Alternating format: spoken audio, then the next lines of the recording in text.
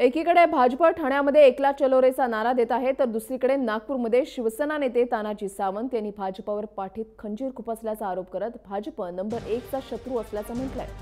तर शिवसेना नागपुरात 4 जागा जिंकू शकत नसल्याचं म्हणत भाजप नेते संदीप जोशी यांनी शिवसेनेला टोला लगावलाय।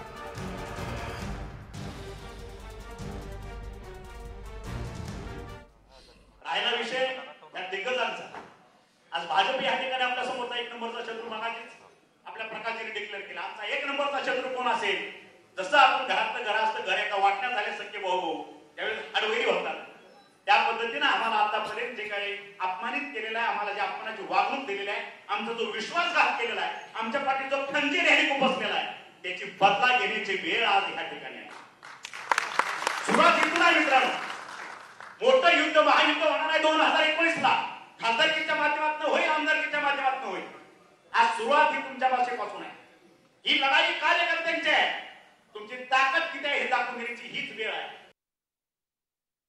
त्यांनी भारतीय जनता पार्टीला शत्रू म्हणायचं, म्हणजे निवडून आल्याबरोबर दुसऱ्या दिवशी भारतीय जनता पार्टी हा नंबर 1 चा शत्रू झाला असं म्हणत नागपूरमध्ये येऊन काहीतरी स्टेटमेंट द्यायचं आणि मुंबईकडून पाठ थोपटून घ्यायची, हे त्यांचे धंदे आहे।